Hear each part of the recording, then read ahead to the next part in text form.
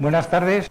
Quiero agradecerle a todos ustedes el que hayan venido hoy a escuchar mi charla. Yo voy a procurar que sea lo más divulgativa posible.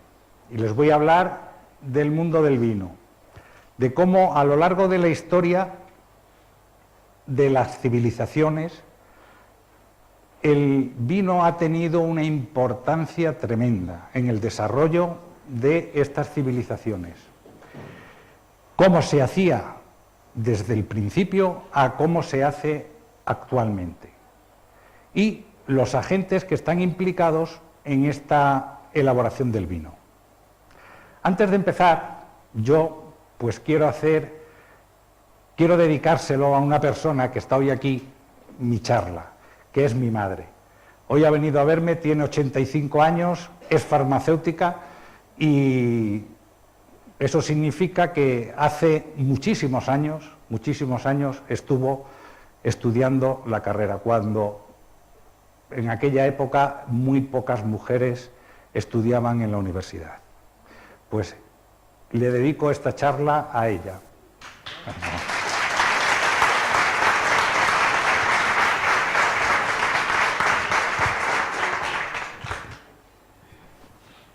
El vino es el componente de la industria biotecnológica más importante que existe y es el más antiguo.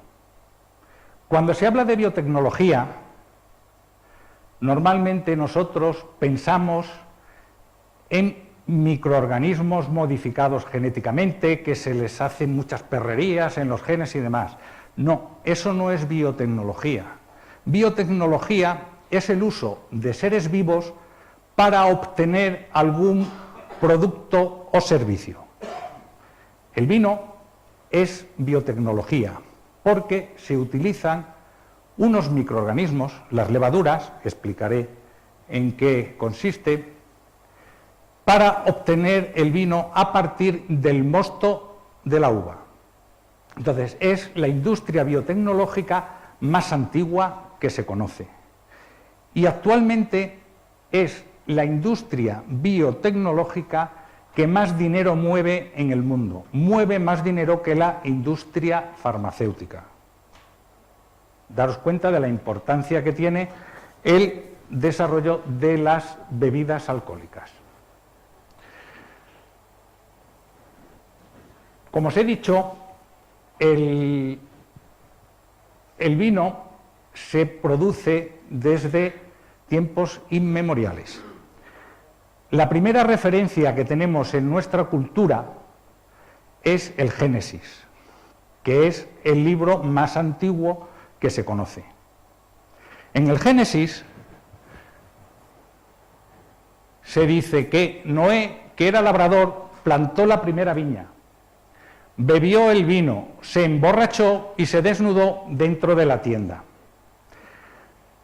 Esta anécdota que viene reflejada en el Génesis va encaminada a el respeto que se tiene que tener a las personas mayores, independientemente en el estado en el que estén.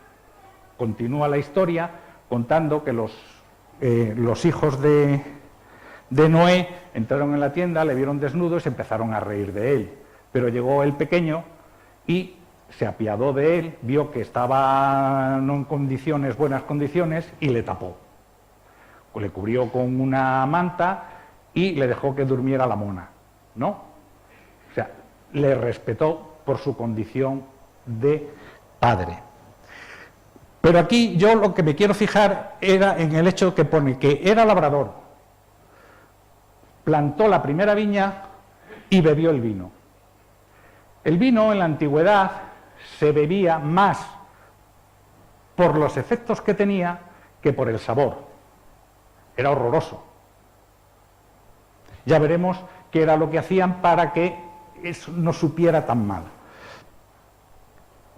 Pero en la actualidad el vino se bebe, salvo algunos jóvenes, lo bebemos para disfrutar por sus características organolécticas. no para emborracharnos. Además, ahora ya nos sientan muy mal las borracheras, ¿verdad? Nos cuesta ya recuperarnos. Bien, esta es la primera referencia que tenemos del mundo del vino, escrita, en nuestra cultura. Pero, para que haya vino, ¿qué es lo primero que tiene que haber? Las viñas, lógicamente. Entonces, se cree que el origen de las vides, vitis vinífera, proviene de esta zona del Cáucaso, entre Turquía, Armenia, Georgia, Azerbaiyán, esta zona, que son los montes caucásicos, cuyo representante más importante o más característico es el monte Ararat. Y en el Génesis también dicen que y reposó el arca en el mes séptimo a los 17 días del mes sobre los montes de Ararat. Es decir, que aquí vuelve a haber una coincidencia entre el origen de la vid y lo que hizo Noé al cultivar la vid. Solamente la podía cultivar donde existiera, ¿no? Pero no hay datos científicos que corroboren esto. Los datos científicos que hay que corroboran es que en unos estudios arqueológicos en esta zona, ¿veis? Estamos entre el Mar Negro y el Mar Caspio. Esto es la Anatolia, lo que es la actual Turquía, esto es Mesopotamia, esto es el norte de Persia. En este yacimiento arqueológico, Aigi-Firuz Tepe, hicieron excavaciones y encontraron una vasija de unos 9 litros que tenía un pozo amarillo. Haciéndole con las tecnologías modernas que hay ahora mismo, con infrarrojos, RMNs, etcétera, encontraron que ese pozo amarillo estaba compuesto de ácido tartárico. El ácido tartárico es un componente natural del vino. Entonces, en estas vasijas había vino. Y eso significa que en el 5400 a.C., en el Neolítico, los hombres ya sabían elaborar vino. Y por supuesto que lo bebían, claro. También se encontraron en estas vasijas la resina de terebinto, que es Pistacia terebinthus. Se cree que esta resina la utilizaban para uno de los principales problemas que tiene el vino, que es su conservación. Entonces utilizaban la resina. ¿Cuál es el peor enemigo del vino? El aire, ¿verdad? Dentro del aire, el oxígeno. Siempre hay que evitar, ya veremos por qué, siempre hay que evitar que haya un contacto del oxígeno que está en el aire con el vino. Entonces utilizaban esta resina para ponerla encima del vino y así que no hubiera un contacto del aire con el vino. Entonces, en el Neolítico ya desarrollaban la tecnología necesaria como para obtener vino e intentar conservarlo.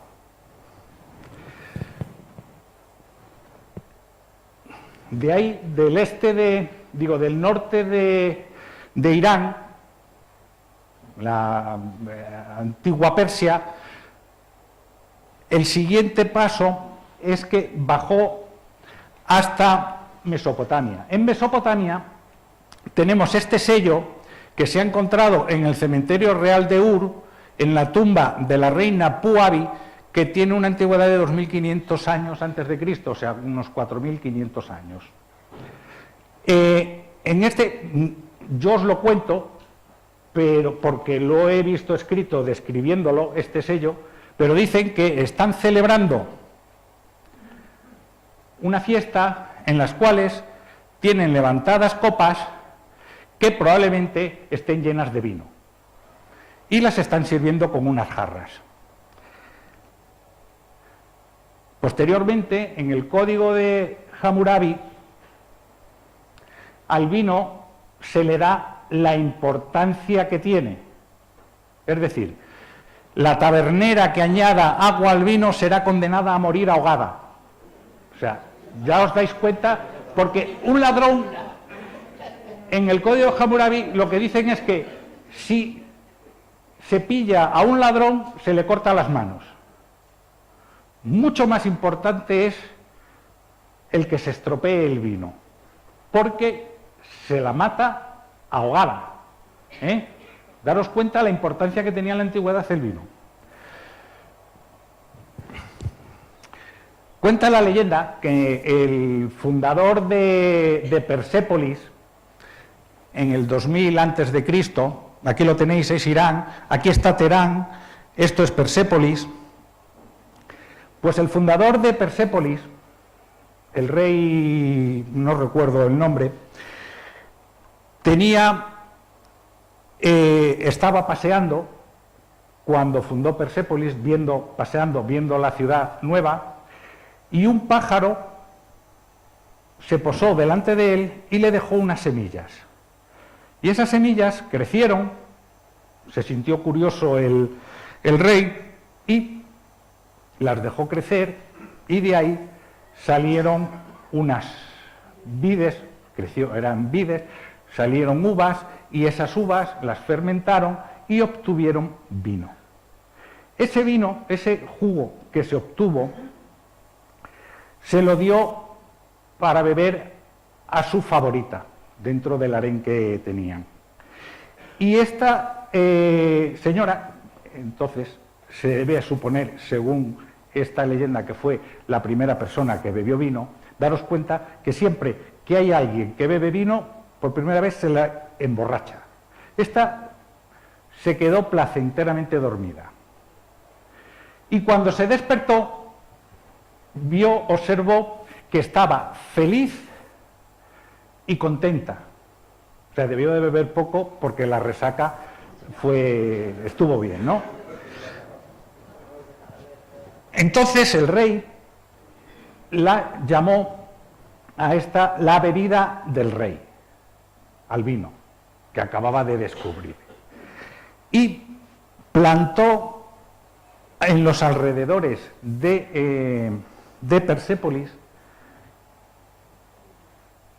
lo llenó todo de viñedos para obtener la bebida del rey.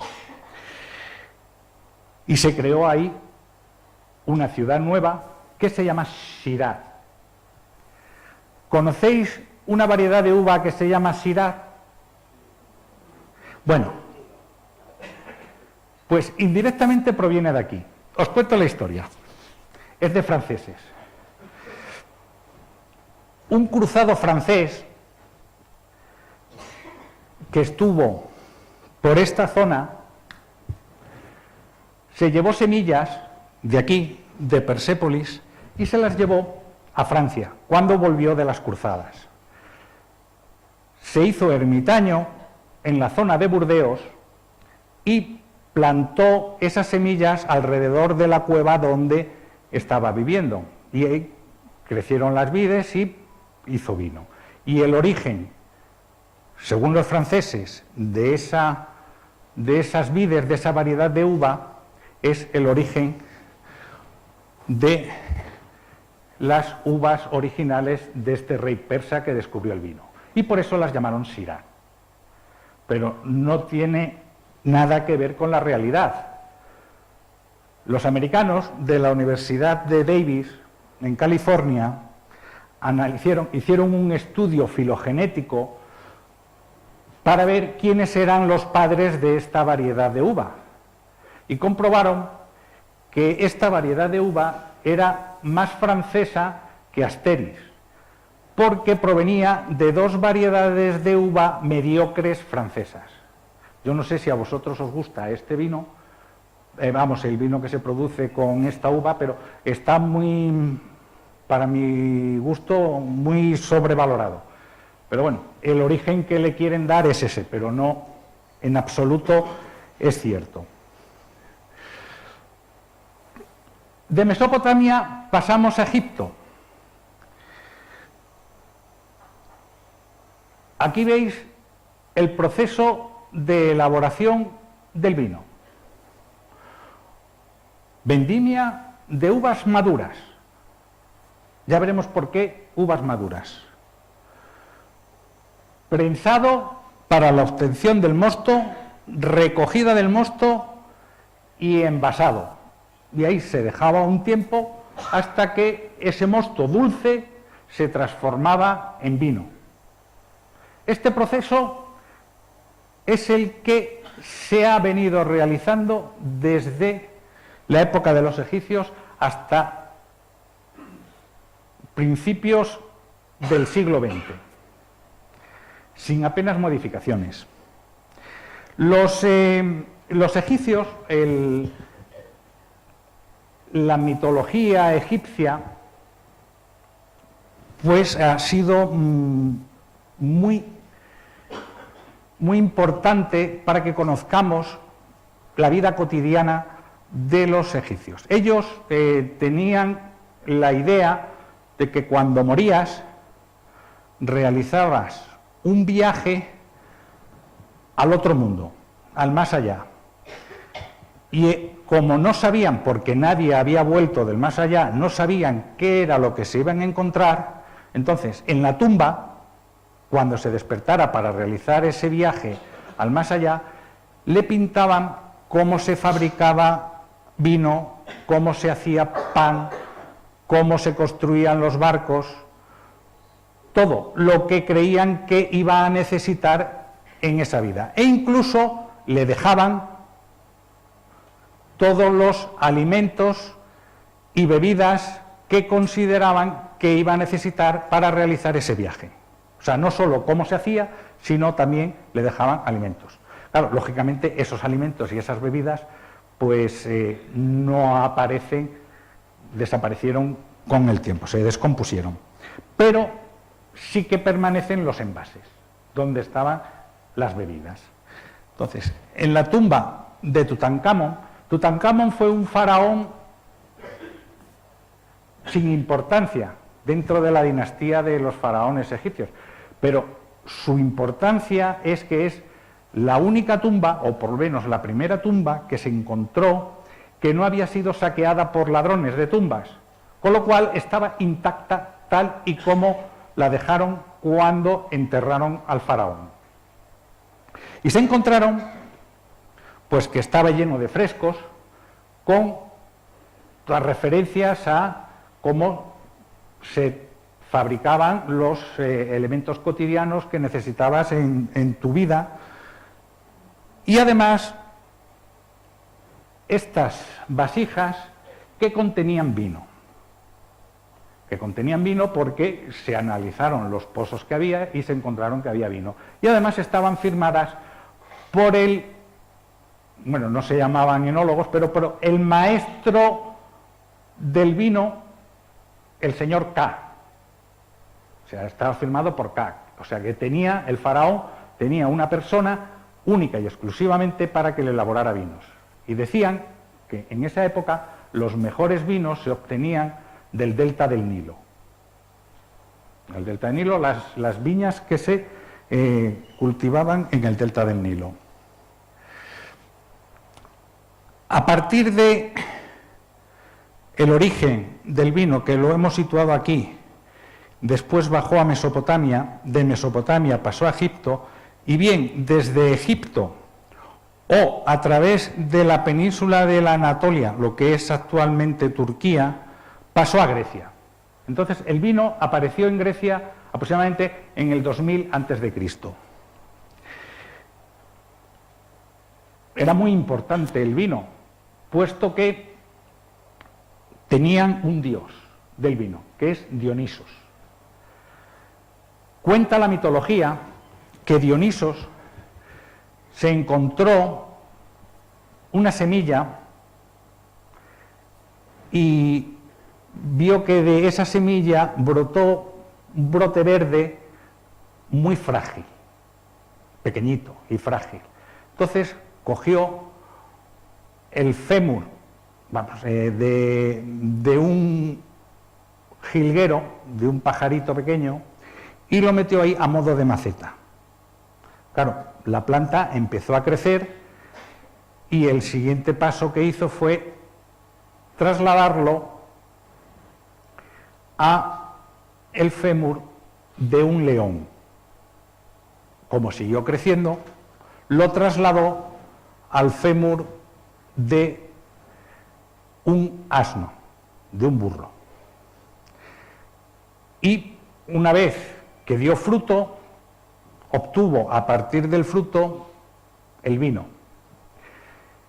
Y observó que ese vino contenía las 3 cualidades de donde había estado puesta la semilla, ¿no? Donde se había plantado, las macetas que había utilizado. La alegría del pájaro, la audacia del león y la estupidez del burro.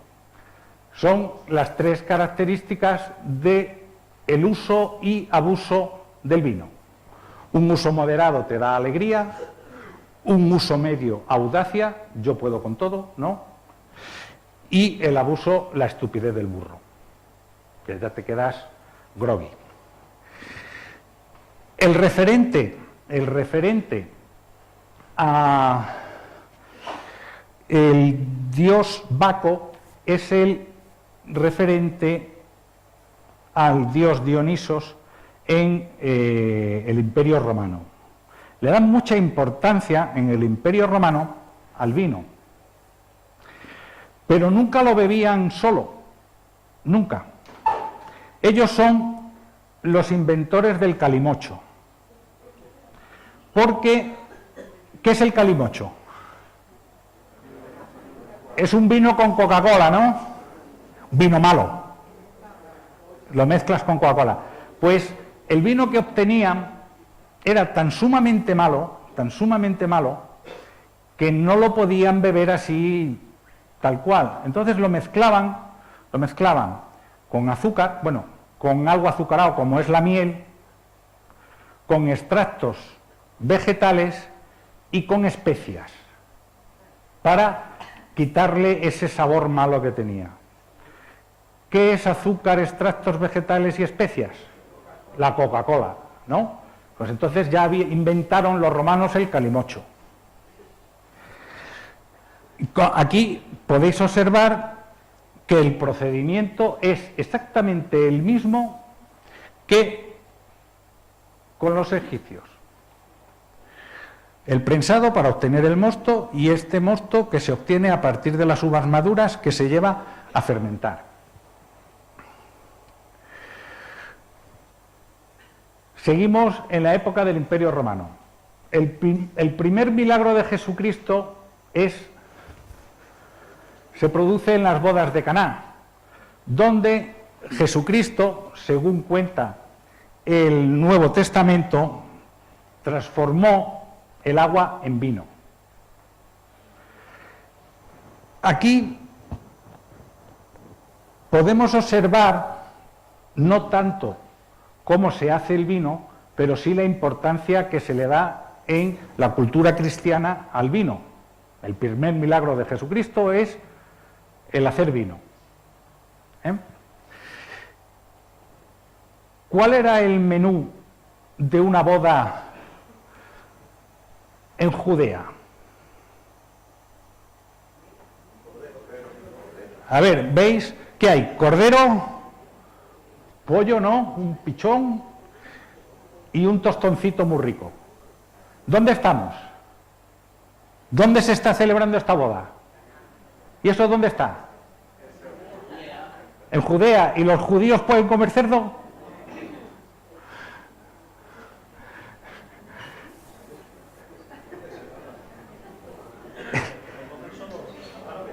Vamos a ver. En la Edad Media, que es de la época de este retablo, la inmensa mayoría de la gente era analfabeta, no sabía ni leer ni escribir. Entonces, la Iglesia encargaba a los pintores que dibujaran, que pintaran la vida de Jesucristo, para que así, sin saber leer ni escribir, pudieran ver obras y milagros de Jesucristo. Y esos los ponían en los retablos de las iglesias. Hay un retablo magnífico en la Catedral Vieja que es precioso y va desarrollando la vida de Jesucristo. Cada cuadro que hay en el retablo va desarrollando la vida de Jesucristo. El pintor pintaría muy bien, pero sería también analfabeto, no sabría ni leer ni escribir. Entonces, ¿qué es lo que representaba? Él no sabía qué era lo que se comía, cuál era el menú de las bodas en la época de Jesucristo, pero sí sabía el menú de la boda en su pueblo. Y es lo que pintaba, lo que representaba. Y probablemente la cara de todos los apóstoles y de la Virgen María y de Jesucristo sean sus vecinos, familiares, etcétera, que son la gente que tenía alrededor. En la Edad Media, ya saltamos al siglo XI, observamos en este dibujo que el procedimiento es exactamente el mismo. Lo que ha cambiado es la ropa, pero sigue obteniendo a partir de uva madura, se prensa, se obtiene el mosto y ese mosto se lleva a unas vasijas a fermentar. No ha cambiado prácticamente el procedimiento de obtención de vino. El desarrollo para la conservación, uno de los métodos para la conservación y distribución del vino más importantes es el uso de las botellas de vidrio. La botella de vidrio que se conoce más antigua es esta que se encontró en Speyer y que tiene una antigüedad de 325 a.C. Esta botella contenía vino, la botella de vidrio y aceite. Era el método que se utilizaba para preservar el vino del aire, del oxígeno que hay en el aire y que no se estropeara el vino. El uso del corcho y las botellas con corcho se empezó a familiarizar en el siglo XVII, si bien los romanos ya utilizaban corcho, pero se abandonó.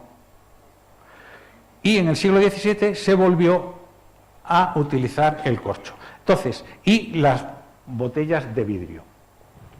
Esto generó muchísimos problemas, porque si tú cogías el vino que habías obtenido por fermentación, pero no había llevado a cabo la fermentación completa, te quedaban todavía restos de azúcar, los metías en la botella, lo tapabas con corcho y ocurría una segunda fermentación dentro de la botella, generaba CO2. Si esas botellas tenían el cristal muy pequeñito, cascaban y se iba al garete toda la cosecha que habían tenido, después de tenerla a lo mejor almacenada 1 año o 2 años para poder consumirla. ¡Pum! Se rompían todas las botellas. Y de ahí viene el origen del champán.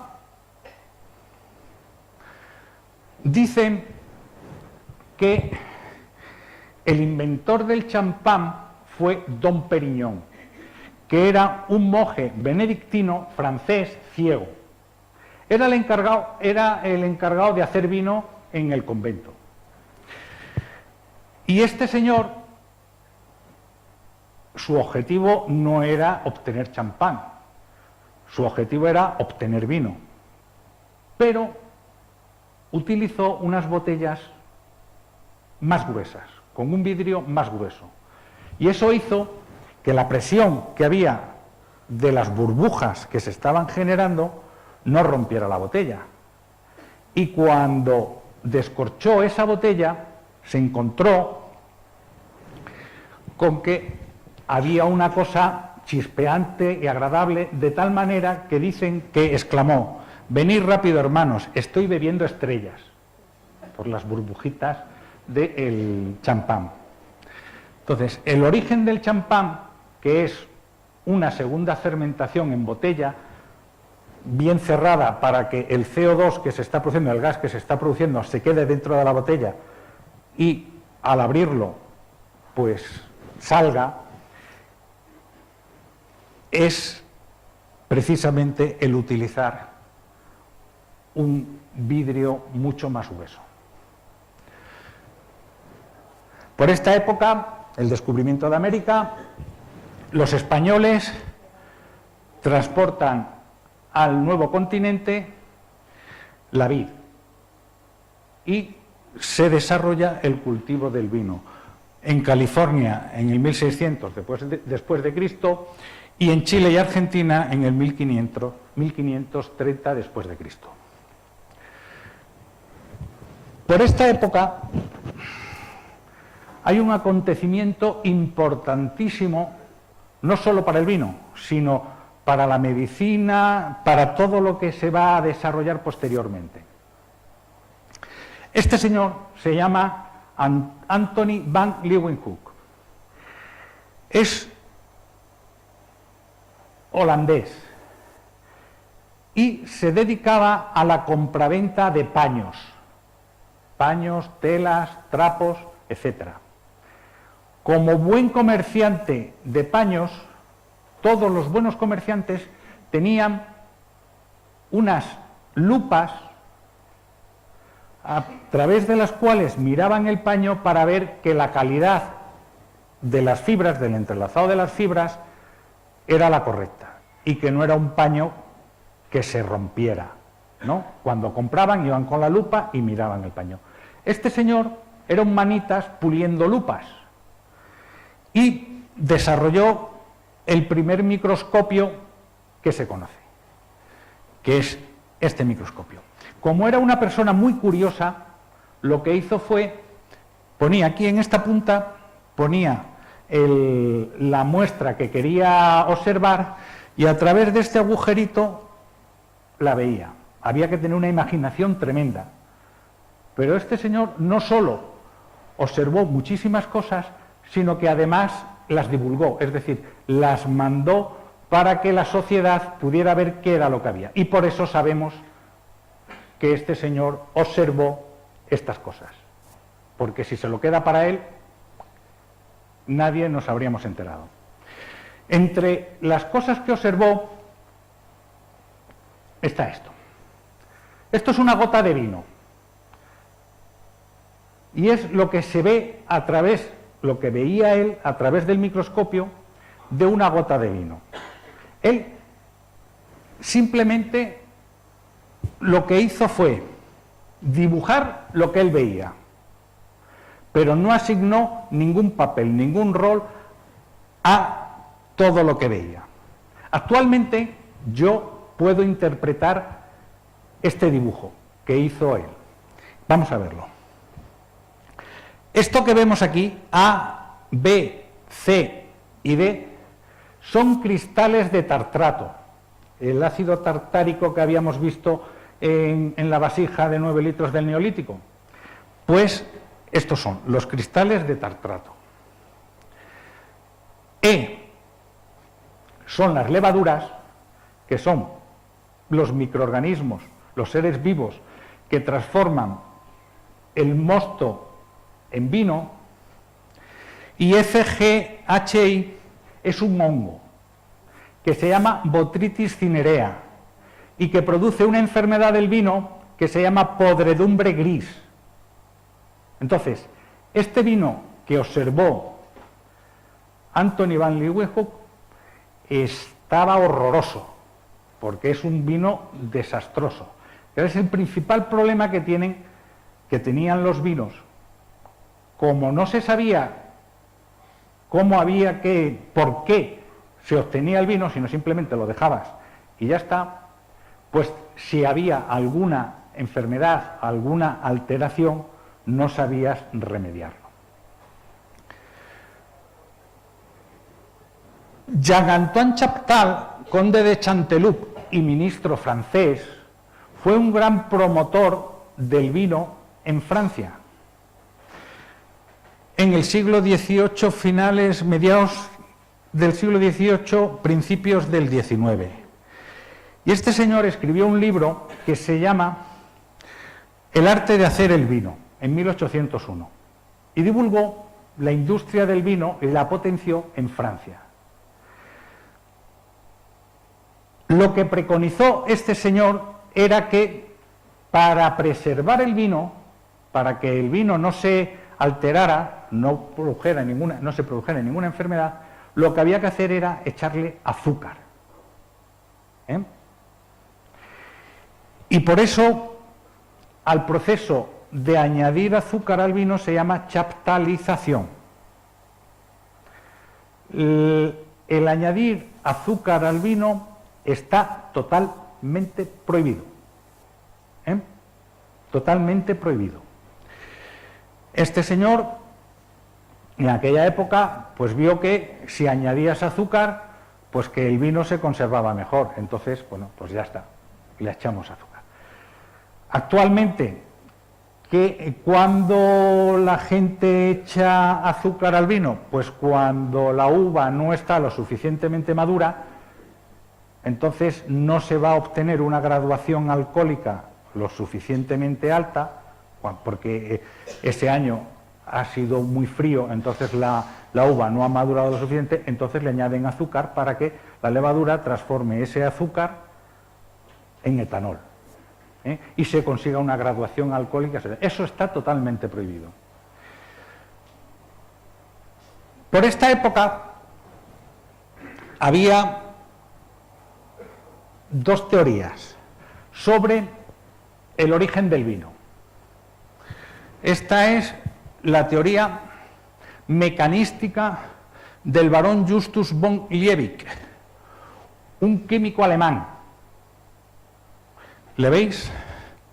¿Qué pinta de soberbia tiene y de...? Pues lo que él decía, una auténtica estupidez. Una auténtica estupidez. Os cuento. La teoría mecanística, liderada por este señor, decía que la transformación del azúcar del mosto en el alcohol del vino era debido a las vibraciones inherentes que había en el vino.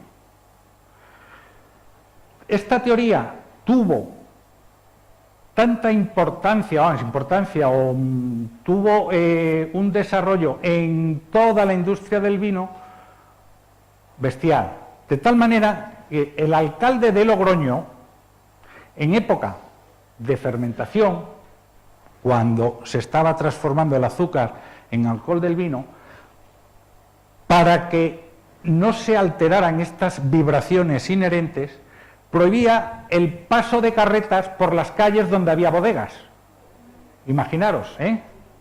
Bueno, la siguiente teoría, la de Louis Pasteur, que era un químico francés que se pasó a la biología, es decir, un bioquímico.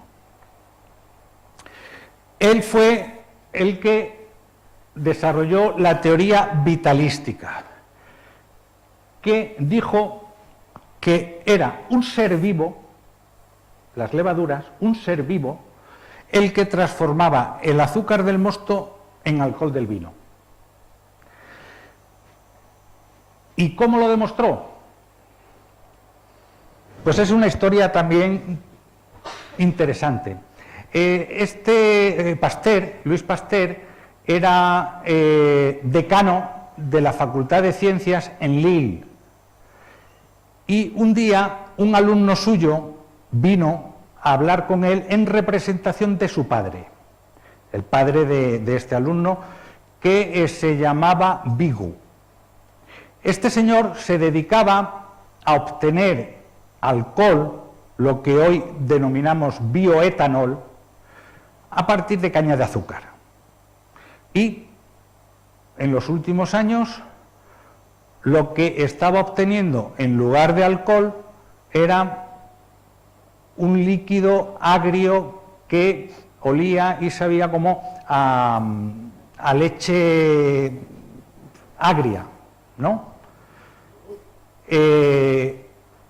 Entonces Pasteur cogió el reto y buscó a ver qué era lo que pasaba. Lo primero que hizo fue mirar al microscopio a ver qué era lo que había en ese vino.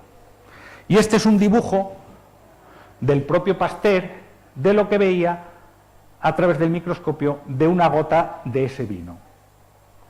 Observó todo esto que vemos aquí así, estos son los cristales de tartrato.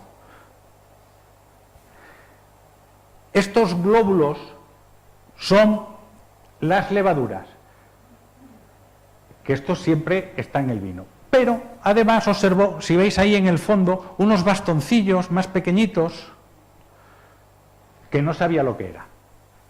Entonces, lo que hizo fue, separó por un lado los bastoncillos y por otro lado los glóbulos. Y los puso por separado con mosto. Y se encontró que los bastoncillos producían ácido láctico y los glóbulos producían etanol. Entonces, ya encontró la relación directa de estos glóbulos, que eran levaduras, de un ser vivo que lo que hace es que el azúcar que hay en el mosto la transforma en etanol. Pero si en lugar de ser una levadura es una bacteria láctica, ese mismo azúcar que hay en el mosto, en lugar de obtener etanol, lo que va a hacer es obtener ácido láctico, que eso no nos sirve para nada. Estas bacterias lácticas son importantísimas para la obtención de yogur y de queso, pero no para la obtención de vino. Producen enfermedades del vino, el picado láctico.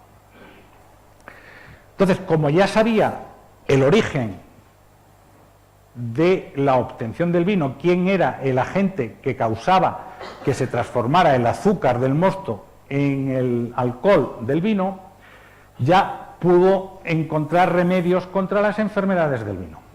Primero, describió lo que se denomina el efecto Pasteur. La glucosa que está en que es el azúcar del mosto, en presencia de oxígeno, cuando está fermentando, se va a transformar en CO2 más agua. O sea, la inversa de lo que hizo Jesucristo. Es decir, vamos a transformar el mosto en agua bichí, esta gasificada, ¿no? Agua con CO2. Sin embargo, si lo hacemos en ausencia de oxígeno, esta glucosa se va a transformar en etanol más CO2. El CO2 es un gas que sale, es lo que se llama que está cociendo, por eso a las bodegas cuando están en fermentación se les llama cocederos, no es que esté hirviendo, no, es que se está produciendo CO2, este CO2 que hace que se libere y aparezcan esas burbujas. Y también describió en un libro que tituló Estudios sobre el vino, sus enfermedades, causas que lo provocan, nuevos procedimientos para la conservación y envejecimiento. Describió un método por el cual, mediante la aplicación de la temperatura, mataba a todas las bacterias que había en el vino, con lo cual se podía conservar mucho mejor. Y originalmente lo que hizo fue 57 grados durante 10 minutos. Y eso es lo que conocemos como pasteurización. Por eso, porque el que la descubrió, el que desarrolló este método fue Pasteur, pasteurización, que actualmente no se utiliza para conservar el vino. A nadie se le ocurre calentar el vino. Solo a los ingleses se le ocurre calentar la cerveza, pero el vino no, a nadie se le ocurre calentar el vino, ¿no? Porque va a perder muchísimos aromas. Actualmente el proceso de pasteurización se hace a 72 grados centígrados durante 15 segundos y se utiliza fundamentalmente para la leche, no para los alimentos.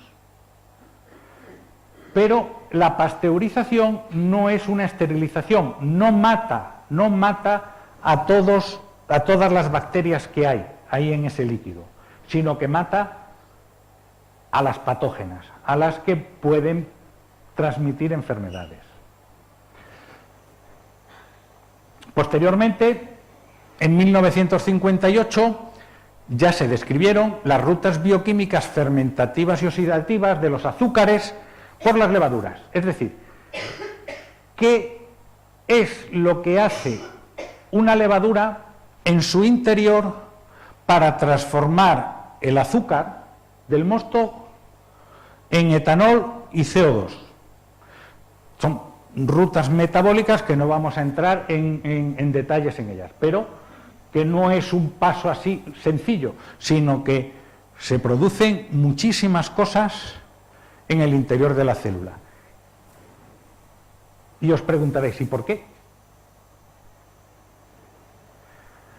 Para la levadura, el etanol es tóxica, para todas las células es tóxica, y es un subproducto de su metabolismo que elimina, que lo echa fuera. No lo quiere para nada. Pero en este proceso de transformación lo que está haciendo es obtener lo más valioso que hay para cualquier célula, que es energía, en forma de ATP. Entonces, desarrolla este proceso para obtener energía. Y como producto de desecho, obtiene etanol, se produce etanol, que lo echa fuera. Pero para nosotros es lo realmente importante. Entonces, es muy importante que las levaduras crezcan muy bien para que así transformen la glucosa en etanol.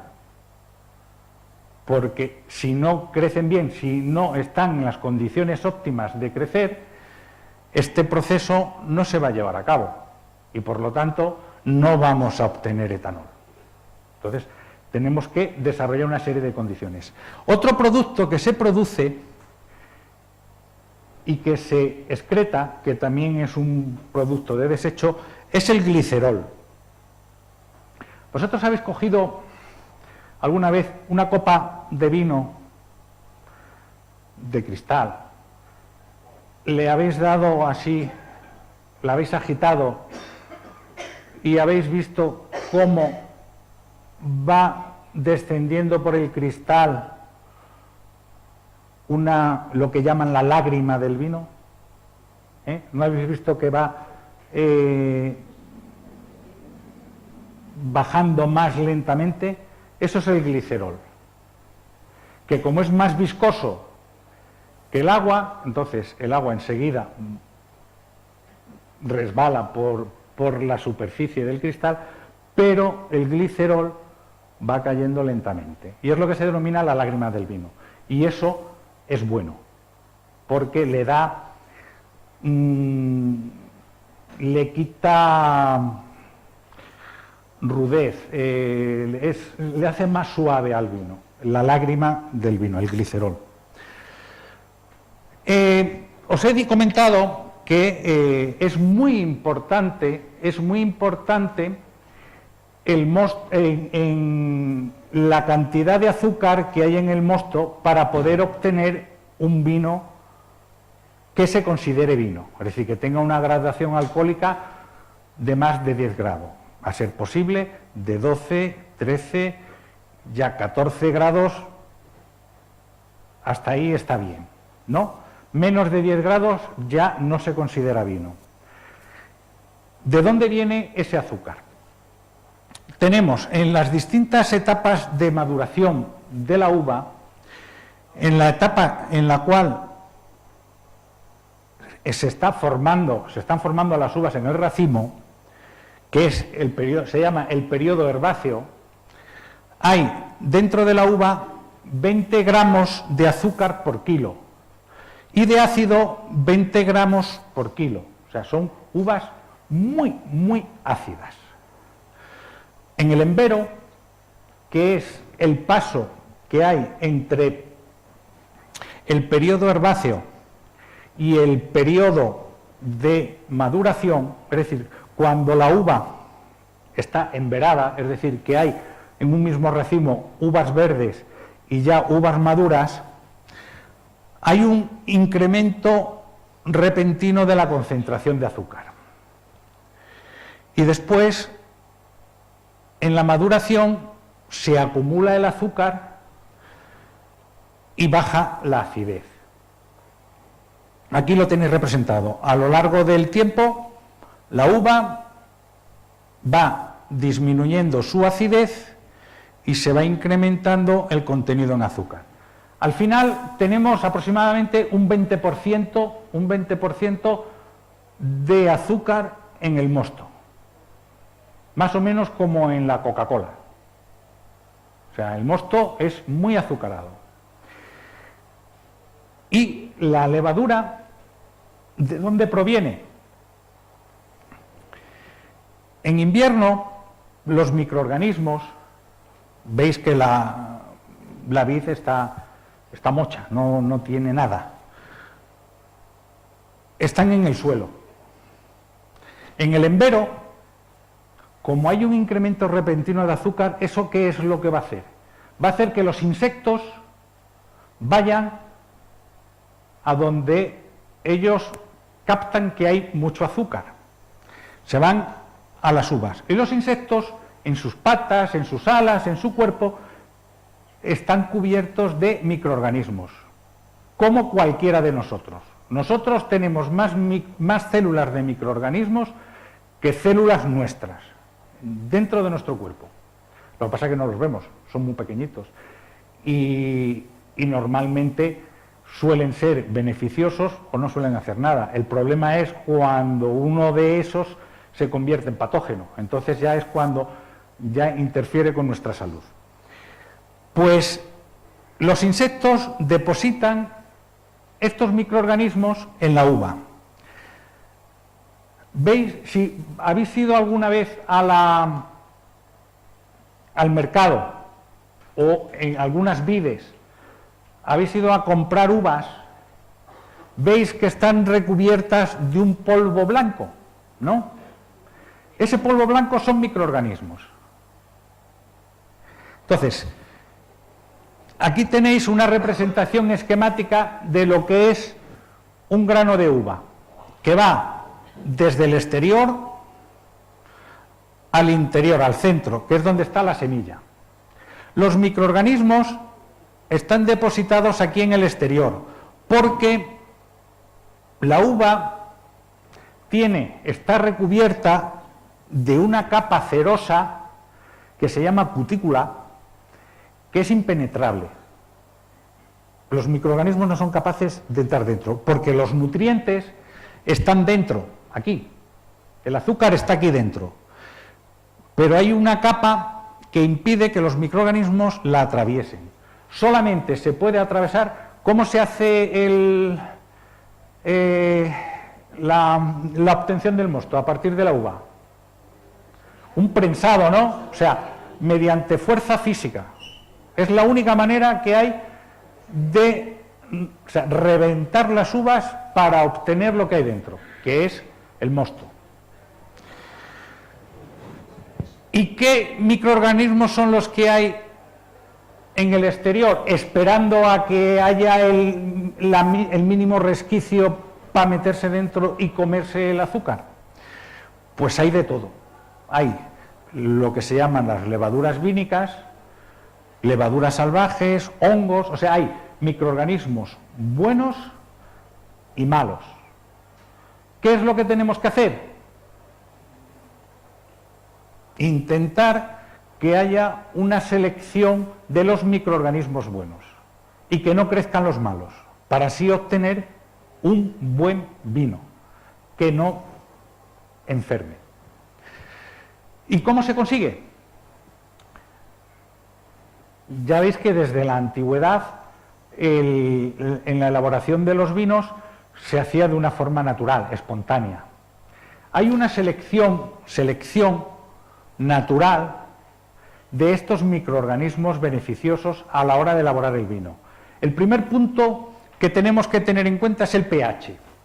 El mosto es muy ácido, tiene un pH de 3. A ese pH crecen las levaduras, pero otras bacterias les es más difícil crecer. Ya tenemos aquí una selección de todo lo que hay en el mosto, de todos los microorganismos que nos vamos a encontrar en el mosto. Las levaduras son las que van a prevalecer porque son las que resisten este pH tan bajo. Por otro lado, tenemos que evitar que todos los microorganismos que están en el exterior entren en el interior de la uva antes de que se pase al fermentador. ¿Cómo se evita? Recogiendo la vendimia en cajones. Si nosotros cogemos todos los racimos, los metemos en un remolque, el peso de todos van a espachurrar las uvas que están abajo, con lo cual van a reventar y van a quedar expuesto ese mosto a los microorganismos que haya por allí. Y cuando lo llevemos a la bodega para obtener el vino, ahí ya ese vino ya está alterado. Entonces no vamos a poder obtener un vino de calidad. Entonces se evita poniéndolas en cajones, de tal manera que la presión se va a ejercer sobre los bordes, no sobre las uvas. Y además se añade SO2. El SO2 se añade, no sé si habéis visto que todas las botellas pone, contiene metabisulfito, ¿no? O contiene sulfitos. ¿Por qué? Esto se añade, a todos los vinos se añade, porque no es malo, porque si no, no se añadiría. No es malo en las concentraciones que se añade. Este producto químico se añade porque las levaduras son resistentes, son los microorganismos más resistentes a este producto químico. Entonces, con eso vamos a matar a todas las bacterias que pueden producir alguna alteración en el vino y, por el contrario, las levaduras van a crecer. Bien, además sin competencia. Aquí tenéis un experimento. Yo he trabajado con la industria del vino, he dirigido alguna tesis sobre vinos y por ahí hay algunos vinos famosos en los cuales hemos participado nosotros en su elaboración. Aquí tenéis cómo va evolucionando los microorganismos que hay en las distintas etapas de la elaboración del vino. Al principio, en el mosto, recién prensado, hay de todo. Vamos a ver, os explico. Los puntitos blancos, esos son las levaduras. Todo lo demás son microorganismos malos, que van a alterar, en cierta manera, el vino. Esto es un hongo, por ejemplo. Entonces, al principio hay de todo. Recién prensada la uva, nos encontramos que lo que menos hay son puntitos blancos.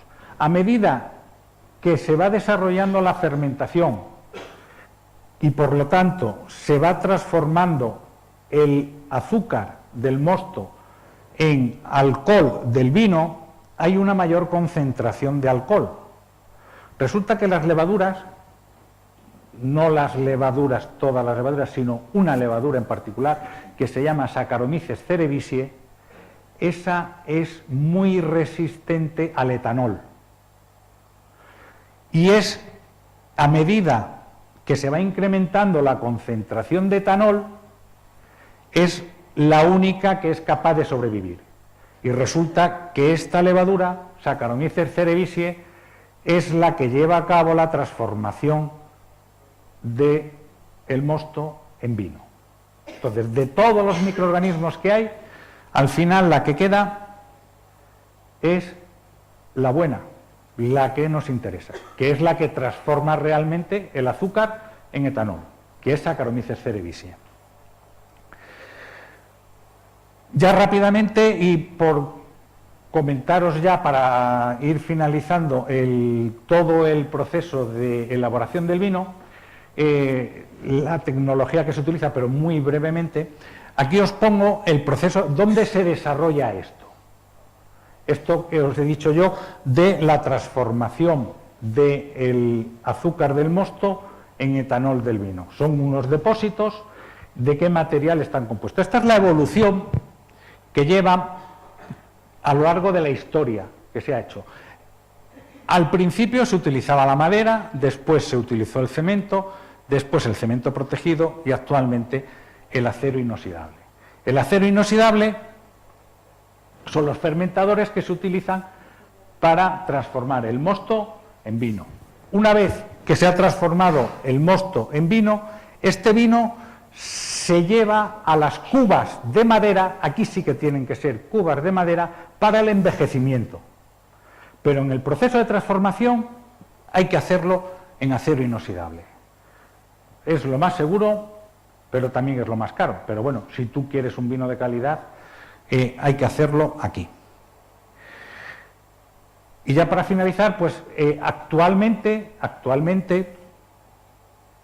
el proceso de obtención de un vino difiere muy mucho de lo que está representado en este fresco del antiguo Egipto, en el cual tenemos, ahora mismo, sustituimos el pisado de la uva por prensas hidráulicas,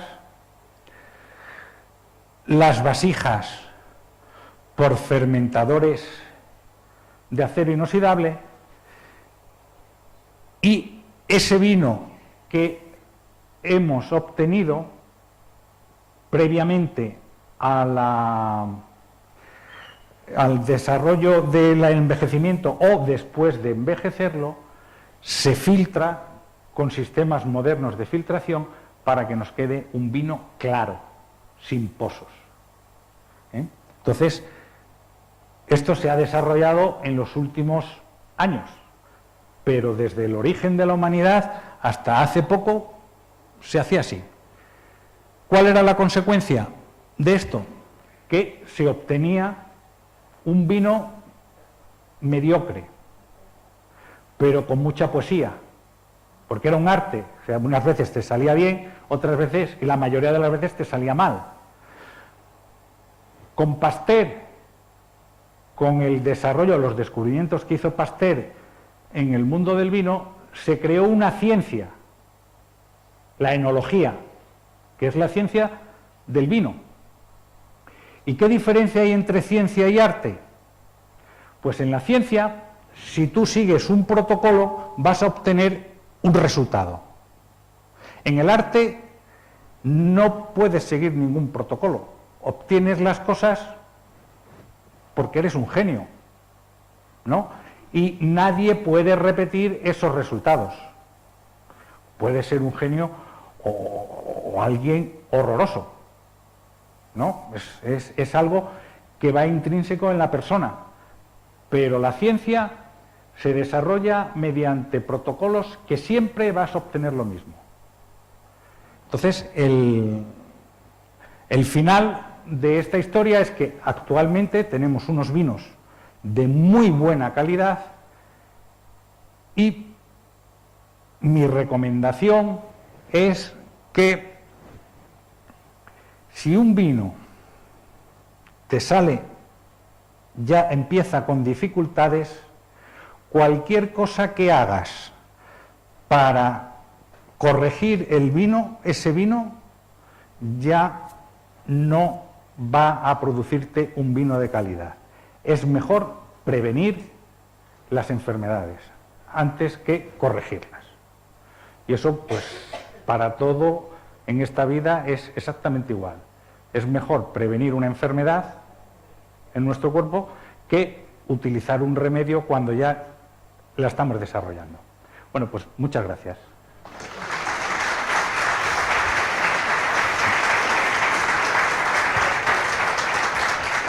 Si alguien tiene alguna pregunta o alguna curiosidad que yo pueda resolverle, estoy aquí para eso. Sí, dime. ¿Se puede sembrar la chica de la uva para que salgan las plantas o tiene que ser con un plantón? Yo de viticultura entiendo poco. De lo que entiendo es de biotecnología, o sea, del uso de las levaduras. Pero lo que normalmente se hace es utilizar un plantón. Claro, y muchísimo mejor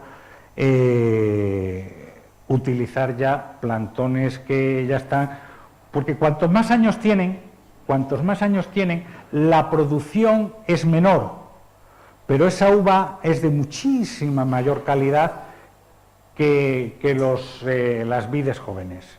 Entonces, ahora mismo las grandes bodegas diferencian en pagos, ¿no? Entonces tienen una zona donde tienen vides de más de 100 años y otras zonas que son plantones que han puesto ellos más recientemente. Entonces, ese vino que se obtiene de esas vides antiguas, esos te cobran muchísimo más, aunque después a lo mejor no sea exactamente igual. Yo tengo una cosa para el vino. Mi paladar no me da más allá de 20 euros la botella. O sea, a mí, yo compro una botella de 50 euros o de 100 euros y no le voy a encontrar la diferencia a una de 20 euros. Por lo tanto, ¿para qué me voy a comprar una botella? ¿Por qué voy a tirar el dinero? ¿No? Ahora, si me la regalan, lo agradezco mucho. Eso está claro. Decirme, me parece que había levantado la mano por ahí, sí, ahora. Los etnólogos tienen bastante culpa del sabor del vino en la actualidad, porque se parecen muchísimo. ¿Qué papel juegan realmente los etnólogos en la elaboración del vino? Lo juegan todo. ¿Habéis oído lo que ha preguntado? Los enólogos son los maestros del vino. El antiguo faraón es el que tenía, el maestro del vino que tenía el faraón, el Tutankamón, son los maestros del vino en las bodegas, son los que deciden qué uva, en qué momento, cómo se hace. ¿Cuál es el problema que existe? El problema que existe es que a la hora de seleccionar el tipo de vino que se va a obtener, hay dos cosas que juegan un factor muy importante. Uno es la variedad de uva y otro es la levadura que utilicemos. Actualmente se venden levaduras comerciales de tal manera que tú puedes coger el sobre, se lo echas al depósito y te va a dar un vino con unas determinadas características. ¿Qué es lo que ocurre? Que esas levaduras pues son francesas o australianas, que son las que se comercializan. Entonces, a mí, yo voy a la sierra y me pido un vino y le han echado una levadura sudafricana, digo, coño, esto no me sabe a vino autóctono aquí, porque si yo quiero un vino que sepa a vino francés, me compro un vino francés, no me compro un vino en la sierra. Yo lo que quiero es el que tenga el sabor de la tierra, ¿no? El autóctono. Y en eso yo empecé a trabajar hace muchísimos años con el desarrollo de lo que denominamos levaduras autóctonas. En el año 2000 me vino un bodeguero y me dijo que quería un vino de rueda que supiera a rueda, que decía que los estaban amariconando, así, sí. Entonces, ¿qué es lo que hacían en rueda? Pues utilizaban levaduras francesas. Entonces, claro, la característica, esa potencia, ese amargor que tiene el verdejo, se perdía. Y nosotros le obtuvimos levaduras de su propio vino. Y empezó a utilizarlas y obtenía un vino bien, verdejo. Que es porque si tú quieres un vino francés, pues te vas y te compras un vino francés. Pero a mí lo que me gusta es ir a la Plaza Mayor y sentarme allí en una terracita y pedirme un verdejo y disfrutar el sabor del verdejo. Además se está poniendo de moda por toda España. Como ya.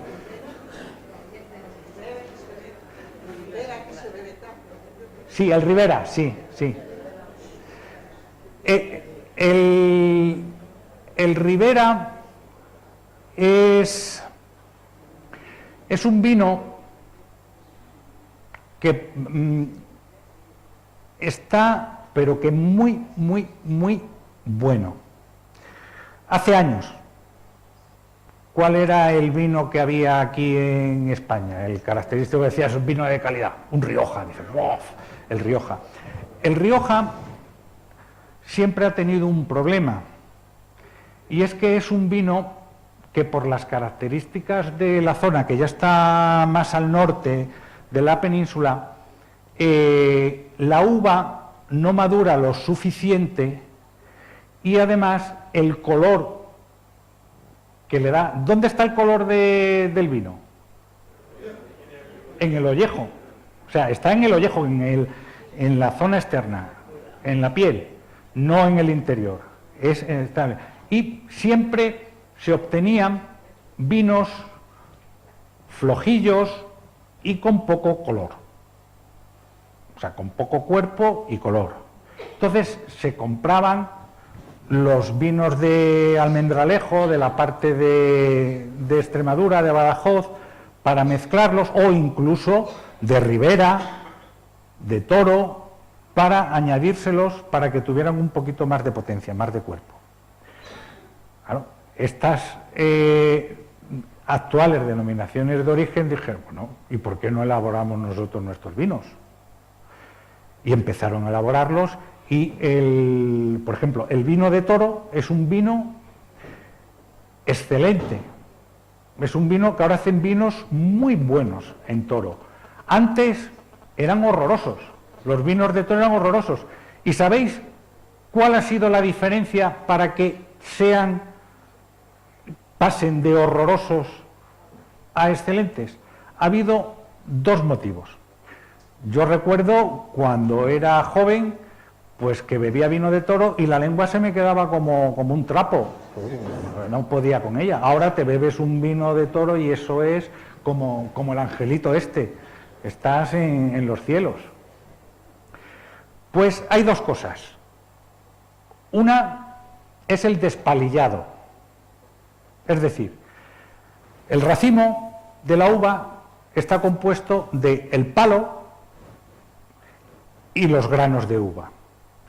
Si tú machacas todo junto, te va a pasar el sabor verde herbáceo del palo, te va a pasar al vino. Y esos taninos que hay, que te va a dejar la lengua como un trapo, esos vienen ahí del palo. Entonces, actualmente cualquier vino de calidad lo que se hace es separar la uva del palo. Yo la primera vez que vi eso dije, ¡joder, vaya labor que tienen que hacer, coger una por una las uvas, y además con mucho cuidado y delicadeza para que no se espachurren, y después separar el palo de la uva? Claro, eso lo haces con un cubo y dices, bueno, eso lo hago una mañana, pero claro, con tractores y tractores de uva, pues eso es imposible.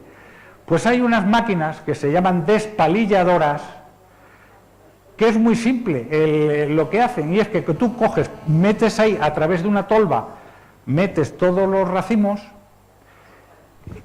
se empieza a mover, tiene unos agujeros que permiten el que la uva pase por ahí, empiezan a moverse de tal manera que se desprende la uva del palo, el palo se queda arriba y la uva pasa por los agujeros y ya pasa abajo y ya directamente la pasan a la prensa para prensarla. O sea, así de sencillo. Y el otro, un segundo, y el otro motivo de que se hayan obtenido vinos de calidad es el utilizar, perdón, que se me ha ido el santo al cielo. el proceso de fermentación, la etapa de transformar el mosto al vino y la maceración de los ollejos para que coja el color y el cuerpo suficiente el mosto que se está transformando en vino, es un proceso que se lleva a cabo a lo largo, no sé, de 10 días, aproximadamente una semana, 10 días, 15 días, ¿no? Entonces, no es lo mismo que tú hagas eso con una uva de La Rioja que lo hagas con una uva de Toro. La uva de Toro tiene muchísimo más color, más potencia. Entonces, si tú reduces el tiempo, vas a obtener unos vinos mejores, porque ya lo dejas el tiempo suficiente como para que madure, que no tienen que ser necesariamente el mismo tiempo que utilizan en otros sitios. O sea, hay que adecuar la tecnología y los protocolos a la zona donde estás. Y haciéndolo así, pues ya obtienes los resultados que necesitas.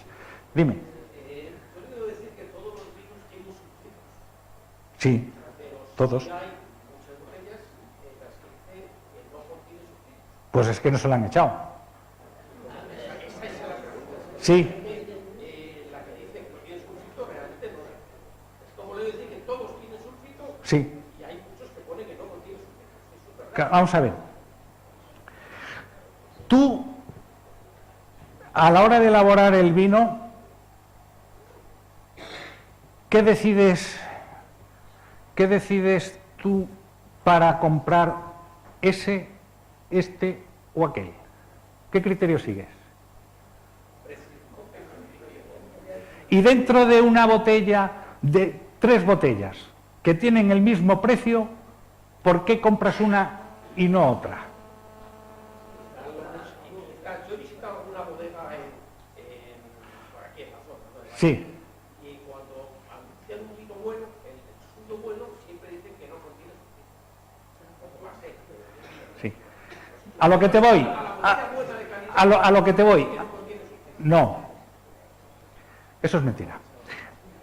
A lo que te voy es, en la cultura del vino, en la elaboración del vino, hay 3 componentes fundamentales: químico, biológico y psicológico. El vino no es ninguna necesidad. O sea, tú tienes dolor de cabeza y te compras un medicamento para quitarte ese dolor de cabeza, pero tú el vino puedes vivir perfectamente sin tomarlo. Entonces hay un componente psicológico tremendo a la hora de consumir el vino. Por eso las compañías se gastan tantísimo dinero en publicidad de bebidas alcohólicas, porque tú en tu vida normal no tienes ninguna necesidad de beber bebidas alcohólicas. Con que bebas agua ya cumples, ¿no?, tus necesidades fisiológicas. Hay muchísimos vinos, muchísimos, y el que tú decidas comprarte una botella u otra, primero es el precio, lógicamente, pero después el oído, el que te han dicho, el que, bueno, pues mira, este parece que está bueno, vamos a probarlo, a ver qué tal está. Y ahora, con eso de que está de moda lo ecológico, lo natural y lo demás, pues ahora te sacan botellas que no contienen sulfito, pero eso es una auténtica gilipollez, porque para el sabor del vino, te quiero decir, de toda la vida se han añadido sulfitos y tenemos vinos excelentes. Eso es una medida que hacen para que compres ese vino, simplemente, porque tú coges ese mismo vino sin sulfitos y con sulfitos y yo creo que no le vas a encontrar ninguna diferencia. La diferencia se la vas a encontrar en el precio, que el que sin sulfitos te lo van a cobrar más caro. Casi seguro. Dime.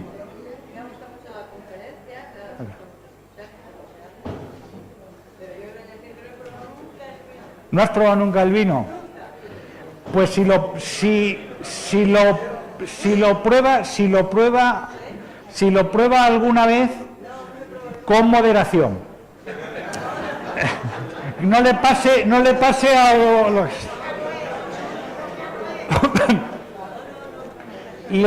le voy... Ya es tarde, ya no, entonces no le recomiendo ninguno. Dime. No, perdón, pueden callarse que no oigo.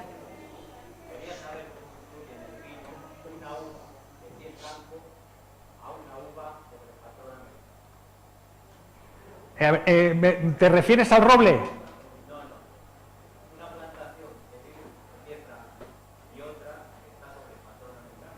Es que yo de viticultura no entiendo nada.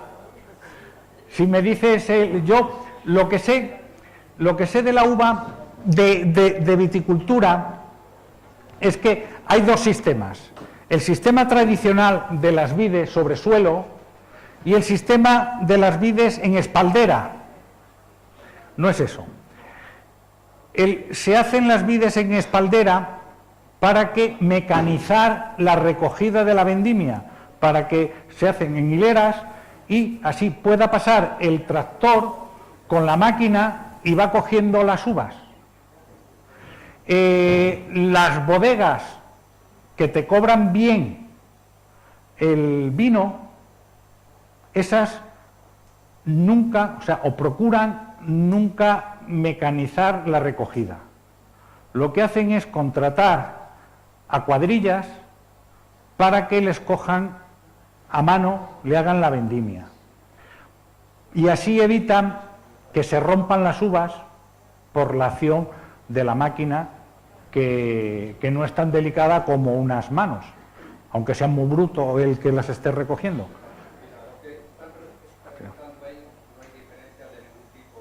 Que dicen que no hay diferencia. Sí. ¿Lo estás oyendo? A reparar el problema que tenemos aquí con la filosofía. Ya.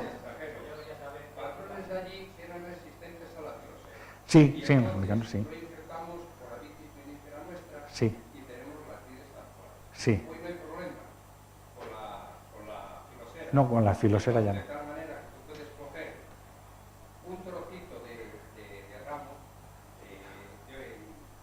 de la vid y lo metes en tierra, que empieza a enraizar y te va a dar una uva prácticamente igual que La que había antes, sí.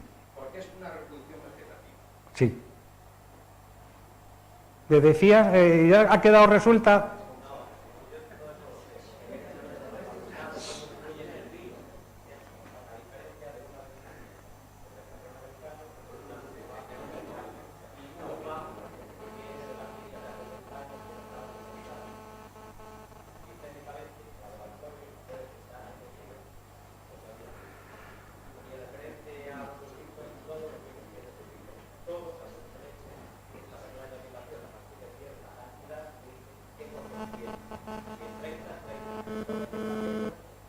Ya pueden poner que no contiene.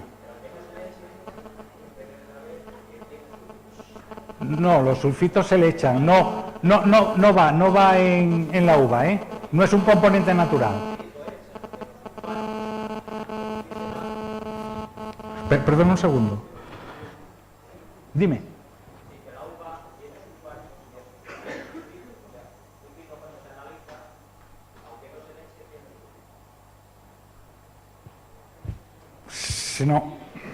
No, discrepo en eso. Se echa por dos motivos. Como agente reductor, o sea, como antioxidante, y como bactericida, para matar a las bacterias, porque las levaduras lo aguantan.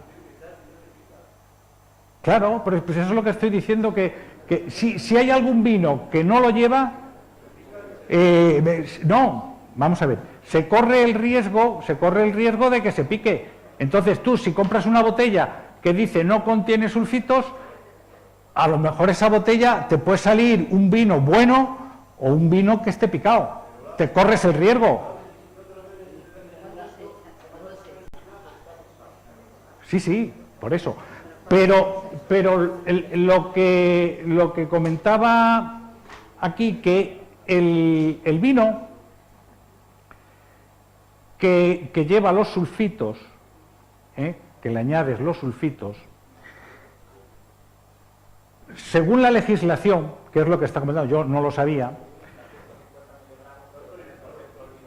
sí, si hay una concentración superior a X, estipulada por ley, tienes que poner contiene sulfitos.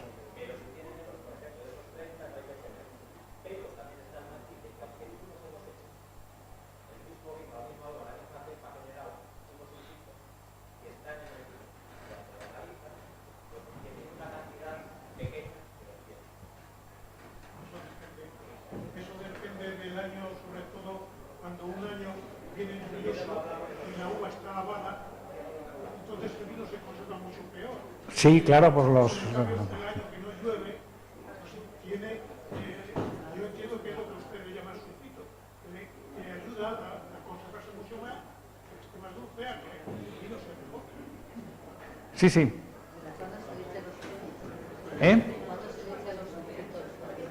Los sulfitos se le echa a la hora de realizar la fermentación, al principio, cuando se estrujan. A ver, perdón un momento, que todavía queda una pregunta.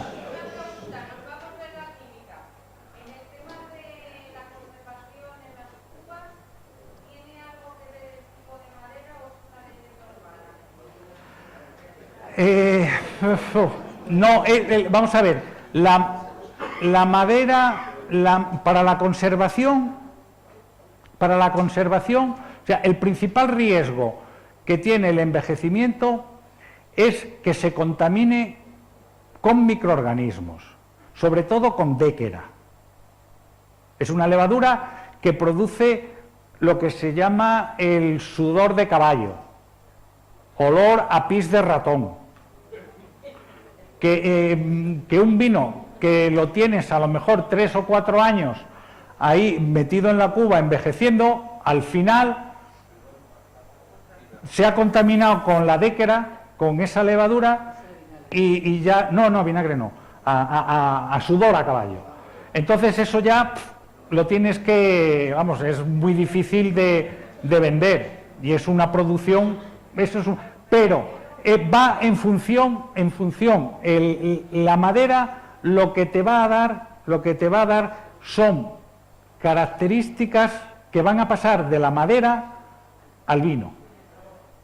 Sí, a las características organolépticas, aroma y olor.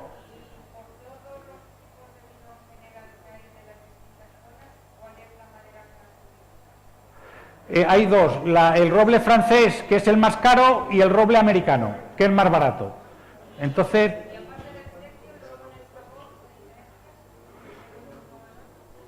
yo no soy especialista, ya le he dicho que por encima de 20 euros ya no distingo, no lo sé. Perdón, que es que no. Sí, que es el más caro. Pero probablemente es el más caro, probablemente porque hay mucho menos roble francés que roble americano. Perdona que... Sí, ha sido a una bodega en Toro.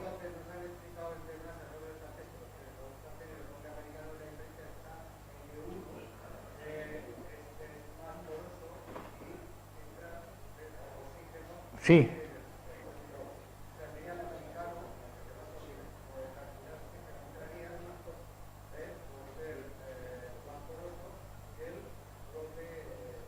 El roble francés. Vosotros os imagináis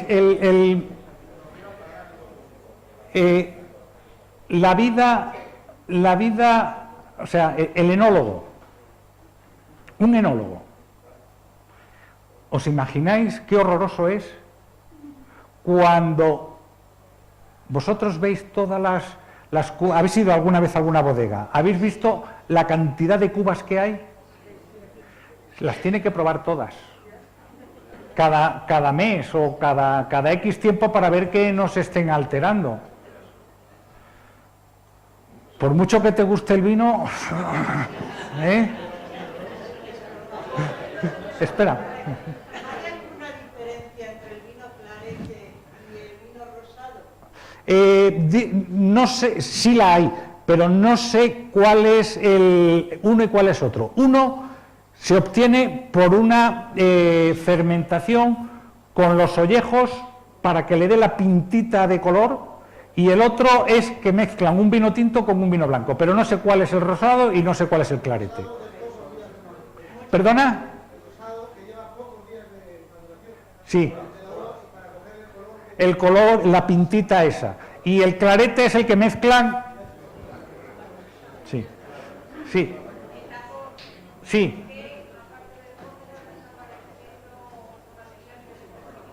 Es silicona, sí. Esa es una cuestión muy interesante. Precio. Un tapón actualmente de corcho cuesta 1 euro. Le cuesta aproximadamente 1 euro al bodeguero. ¿Ya ha subido el precio? Bueno, los de silicona son, desde un punto de vista de conservación del vino, son mejores que el corcho. Pero, así como tú no metes un vino de 50 euros en un tetrabric y lo vendes, no le pones un tapón de silicona a una botella que vas a vender por 50 euros.